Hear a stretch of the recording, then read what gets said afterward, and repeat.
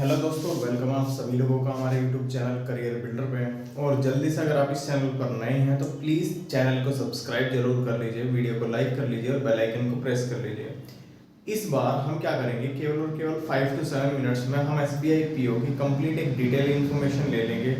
और एक जो बच्चा पहली बार SBI PO की तैयारी करेगा उसके लिए भी ये वीडियो इन्फॉर्मेटिव होने वाली है। और जिस बच्चे ने पहले अपनी तैयारी की हुई है और उसको सारा डाटा एक साथ चाहिए, उसके लिए भी ये वीडियो इन्फॉर्मेटिव होने वाली है।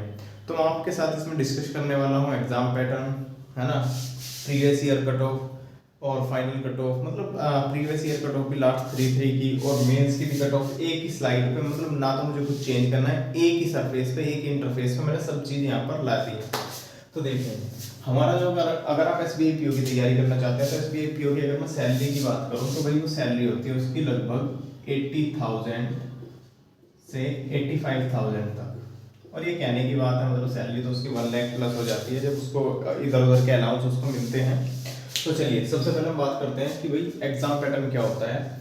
तो आपको जब SBI अगर PO बनना है, PO क्या होता है, PO का काम होता है बैंक के अंदर जैसे कि अकाउंट को मैनेज करना, है ना, KYC अपडेट वगैरह करना, मतलब और वही आगे चल के जो PO है वही हमारा बैंक में जाके मैनेजर बनता है। तो हम देख लेते हैं भाई अगर हमें PO बनना है तो हमको क्या क्या हमारी एलिजिबिलिटी होनी चाहिए। तो देखो सबसे पहले आपको क्या होना चाहिए कि आपकी ग्रेजुएशन होनी चाहिए किसी भी उससे, किसी भी यूनिवर्सिटी से, कोई सी भी स्ट्रीम में, BA BSc BCom BTech कुछ भी किया हो, बस ग्रेजुएशन की हुई होनी चाहिए। चलिए अब आते हैं एग्जाम पैटर्न पे। तो इसमें हमारे 3 एग्जाम्स होते हैं, 3 पेपर होते हैं, 3 पेपर कह लीजिए, है ना। फर्स्ट पेपर मैंने प्रीलिम्स को बोल दिया, सेकंड पेपर मेंस को और थर्ड पेपर आपका इंटरव्यू। ठीक है, तो प्रीलिम्स की बात करते हैं। कंप्यूटर बेस्ड टेस्ट होता है, MCQ टाइप का होता है। उसमें आपको क्या होता है, इंग्लिश के 40 क्वेश्चन होते हैं 40 मार्क्स के, क्वांटिटेटिव एप्टीट्यूड के 30 क्वेश्चन होते हैं 30 मार्क्स के, रीजनिंग एबिलिटी के लिए 30 क्वेश्चन होता है 30 मार्क्स के। हर एक के लिए 20 मिनट मिलेगी, 1 आवर का आपको सफिशिएंट टाइम मिलेगा और 100 क्वेश्चन आपको 100 मार्क्स के करने होंगे। कट ऑफ इसकी हम देख लेंगे अभी, है ना, कि आपको लगभग कितने करने चाहिए वो मैं बता दूंगा आपको। अच्छा, अगर हम मेंस की बात करते हैं तो इसमें 4 सेक्शन आ जाते हैं, reasoning, data analysis, general economy और इंग्लिश। रीजनिंग 40 ही क्वेश्चन आते हैं, बस 40 क्वेश्चन, लेकिन मार्क्स कितने होते हैं, 60 मार्क्स और 50 मिनट आपको टाइम मिलता है। डाटा एनालिसिस एंड इंटरप्रिटेशन मतलब ये एक मैथ का पार्ट है, डाटा इंटरप्रिटेशन DI वाला। तो इसमें क्या होता है, 30 क्वेश्चन होते हैं 60 मार्क्स के, हर एक क्वेश्चन 2 मार्क का होता है मैथ में।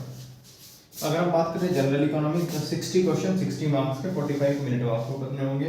इंग्लिश लैंग्वेज 40 क्वेश्चन 20 मिनट में, ठीक है।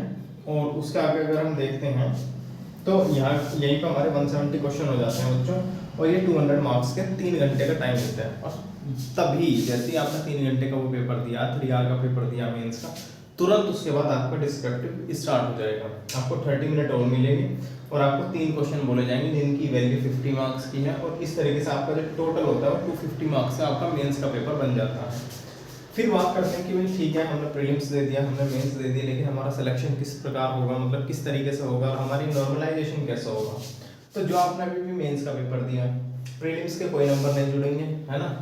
जो आपने प्रीलिम्स, अच्छा, फिर उसके बाद देख लेते हैं और मेंस के पेपर के बाद आपका इंटरव्यू भी होता है। इंटरव्यू में क्या होता है, तो ग्रुप डिस्कशन होता है 20 मार्क्स का और इंटरव्यू होता है 30 मार्क्स का। ठीक है, उसके बाद क्या होता है, तो टोटल 50 मार्क्स हो गए। तो हमने क्या किया कि भाई मेन एग्जामिनेशन के 250 मार्क्स को 75 कंसीडर किया और GD और इंटरव्यू के 50 मार्क्स को 25 कंसीडर किया, और इस तरीके से आपका जो टोटल 300 के 300 मार्क्स थे वो आपके 100 मार्क्स में कन्वर्ट हो जाएंगे। और फिर 100 मार्क्स में से आपके जो भी आंसर, जो भी आपकी कट ऑफ बनेगी उसके भी आपका सिलेक्शन हो जाएगा। चलिए बात करते हैं प्रीलिम्स की। तो देखिए ये वाला जो चार्ट है मैंने आपके लिए बना दिया है, और इस चार्ट में हमने क्या किया है, 2025, 2024, 2023 की कैटेगरी वाइज प्रीलिम्स की कट ऑफ है। अच्छा, ऐसे ही अगर हम मेंस की बात करें तो भाई मेंस की भी कट ऑफ है जिसमें 250 में से मार्क्स लाने होते थे। अब अगर मैं आपको एक टारगेट दूं कि आपको मॉक टेस्ट में लगभग 70 प्लस अगर आपके नंबर बनते हैं, मतलब 60 प्लस भी आपके बनते हैं, 60 to 70 बनते हैं, तो ये बहुत ही अच्छा स्कोर है। अगर मॉक्स में 70 प्लस बनते हैं तो आपके मतलब 99% चांस हो जाते हैं कि आपके इसमें सिलेक्शन हो जाए। अगर हम बात करते हैं मेंस की कट ऑफ की, तो दोस्तों मेंस की कट ऑफ में ना हमेशा अपना टारगेट रखिए 100 का। वो 100 का भी मतलब 95% नहीं आने के, लेकिन आप अपना टारगेट रखें 250 में से 100 क्वेश्चन का। उसका एनालिसिस कीजिए, मॉक टेस्ट को अटैम्प्ट दीजिए, फिर उसके बाद एनालिसिस कीजिए।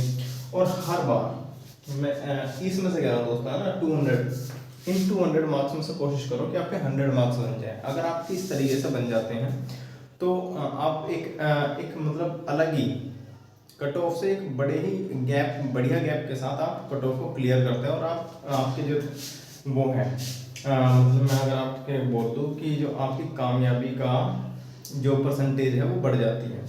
फिर बात करते हैं फाइनल कट ऑफ की। तो फाइनल कट ऑफ 100 में से जैसे हमने अभी भी ये समझी है, इसमें 2023 का डाटा मैंने नहीं दिया है, लगभग यही रहता है भाई, 50 से कम ही रहता है, इतना आप मान के चल सकते हैं। तो 46 41.84। अब कीजिए क्या, आप इसके ना एक स्लाइड का स्क्रीनशॉट ले लीजिए और अपने पास रख लीजिए।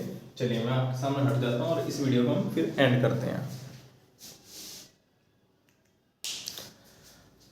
तो दोस्तों केवल 6 मिनट में हमने सारी जानकारी ले ली है ना। जो आपको चाहिए था वो सब आ चुका है। तो प्लीज़ वीडियो को लाइक कर दीजिए, बेल आइकन को प्रेस कर दीजिए और इस वीडियो को जितना हो सके उस अपने दोस्तों के साथ शेयर कर दीजिए।